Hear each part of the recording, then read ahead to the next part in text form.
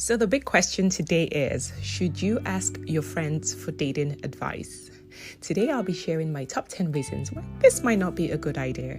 My name is Joan Nwosu and welcome to the Second Chances podcast, a love journey in black and white. Have you ever sought advice from a friend only for it to blow up in your face? Well, that was my story for a very, very long time. Even as serious as when I was going to get married and I was trying to decide whether I should go ahead or not, I sought the advice of my friends. Even though they were single at that point, I thought, they're my friends. They should know me better. And look where that ended up. Even more recently, I was feeling suffocated in a new relationship and asked a friend. And she said, logically, tell him that you need space. Big mistake. I did not know at that point that men don't take those words very lightly. So I told him I needed space, and it took weeks upon weeks or weeks to regain his trust again. The truth is, she wasn't wrong in what she had said, nor was she bad. She was trying to protect me, and it was a logical idea, no? Well, here's the problem with why seeking advice from trusted friends might not be a great idea. But before we go into my top 10, if you had a medical crisis, would you go to a friend who was an electrician for medical advice? I don't think so. So why do we keep doing this in relationships? We keep running to our BFFs, whether they're qualified or not, we keep running to them for advice. So keep that in mind as we go through the top 10 reasons. Number 1, different life stages. Look, you might be the same age, you might have gone to school together, but it doesn't mean that you're in the same life stage. Everybody's life is different. We all have different relationship histories, we all have different experiences, and so taking advice from a friend who is not in the same life stage might not be a great idea. Number 2 is biases and personal experiences. Look, friends, yes, they have the best intentions, but most times they can be biased based, again, on their own life experiences, which means that what you're trying to gain advice from, they probably can't even resonate, let alone give you advice, good advice to help your situation. Your situation is most times unique to you and the dynamics of your own relationship. So don't hold on too tightly on advice from friends. The next one is emotional protection. Yes, your friends love you, they care about you, and they will typically give you advice trying to protect you from potential heartbreak. But sometimes this protection is actually holding you back from having a promising connection with a partner. So be careful with this one. They're protecting you, yes, but are they slowing you down? Are they holding you back? The fourth one, this happened to me a lot. Outdated advice. Now, this is the kind of advice you get from your older friends or your aunties or your mom or your dad. Advice that is no longer relevant in today's world. Look, times have changed. The dating landscape has completely evolved. So for friends that have been married for 20, 30 years, they haven't been dating for a long time. That's just the truth. So sometimes, even though they do mean well, some of their advice might be outdated and not really applicable in today's dating scene. Number 5 is the one size fits all. Relationships are not the same. Each relationship is different. It's intricate, different dynamics. You're two different people coming together. What works for one person might not work for another person.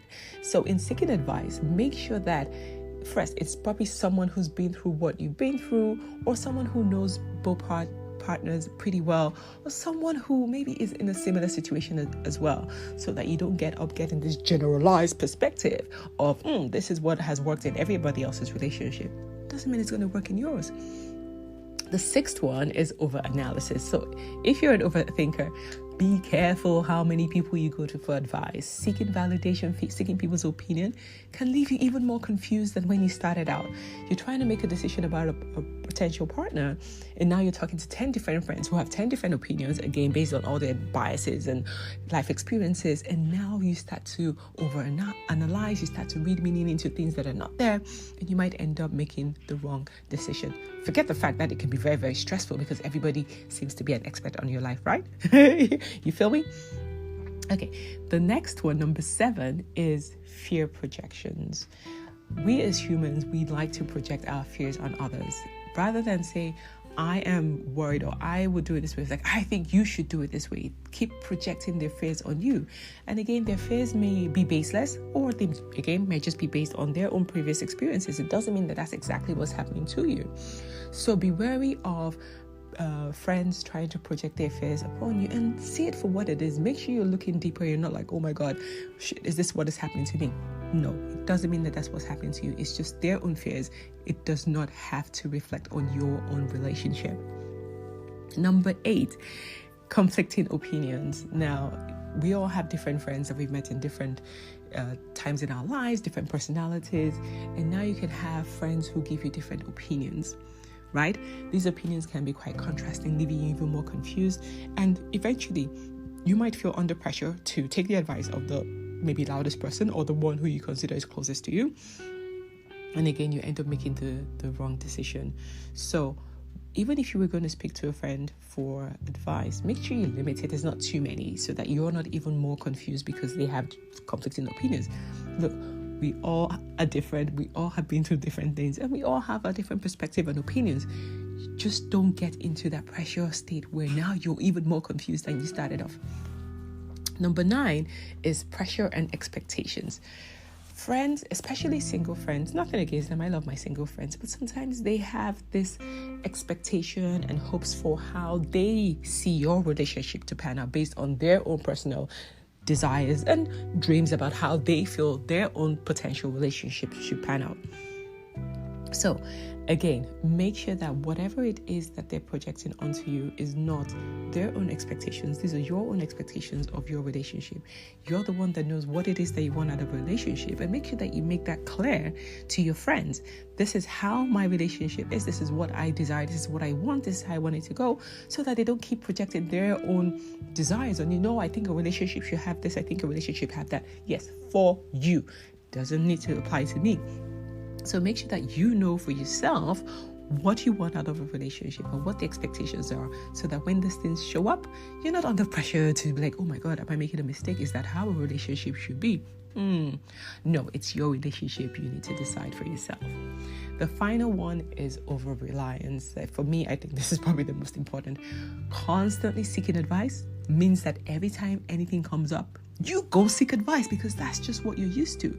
And the more you seek advice over and over again, the more incompetent you become at making decisions for yourself. So now you're highly dependent on external people to navigate your relationship for you. Why would you want to do that? It's your relationship. It's between you and your partner, not you and the rest of the world or your friends.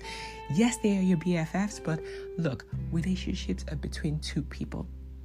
So a relationship journey is your journey. It's your rules. At the end of the day, it's a personal journey. It is not about you and the rest of the world.